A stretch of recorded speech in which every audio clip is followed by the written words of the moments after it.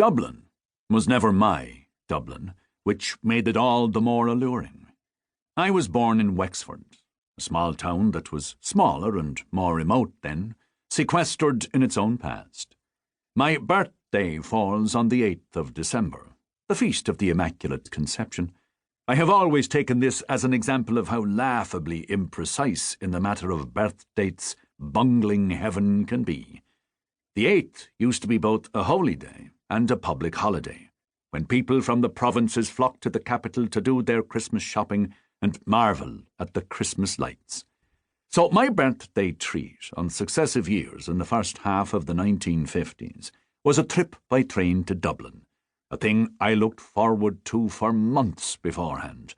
Indeed, I suspect I began to look forward to next year's jaunt the moment that year's had ended. We would leave from the town's north station in the wintry darkness of early morning.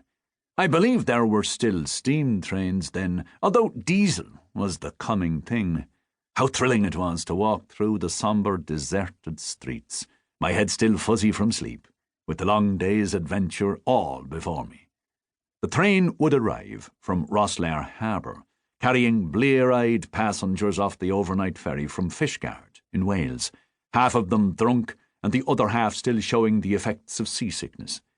Away we would chug, the window beside me a black glass mirror in which I could study my menacingly shadowed reflection and imagine myself a confidential agent, as spies used to be called in the espionage novels of a previous age, on board the Orient Express and bound on a top-secret mission to the dusky and dangerous East.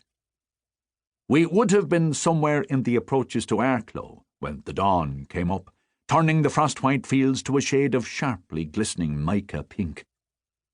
Certain moments in certain places, apparently insignificant, imprint themselves on the memory with improbable vividness and clarity.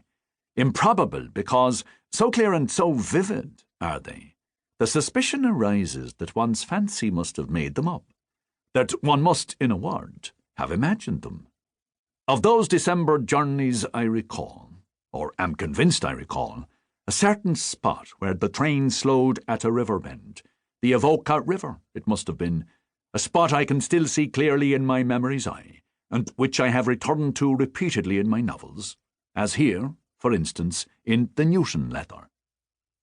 Beyond the river a flat field ran to the edge of a wooded hill, and at the foot of the hill there was a house, not very big, solitary and square, with a steep roof. I would gaze at that silent house and wonder, in a hunger of curiosity, what lives were lived there. Who stacked that firewood, hung that holly wreath, left those tracks in the hoar-frost on the hill? I can't express the odd, aching pleasure of that moment. I knew, of course, that those hidden lives wouldn't be much different from my own. But that was the point. It wasn't the exotic I was after, but the ordinary, that strangest and most elusive of enigmas. Dublin, of course, was the opposite of ordinary. Dublin was for me what Moscow was for Irina in Chekhov's Three Sisters, a place of magical promise towards which my starved young soul endlessly yearned. I was luckier than Irina in that the journey from Wexford to Dublin was relatively short, and I got to make it with satisfying frequency. That the city itself, the real Dublin, was in those poverty-stricken 1950s mostly a grey and graceless place did not mar my dream of it, and I dreamed of it even when I was present in it, so that mundane reality was being constantly transformed before my eyes into high romance.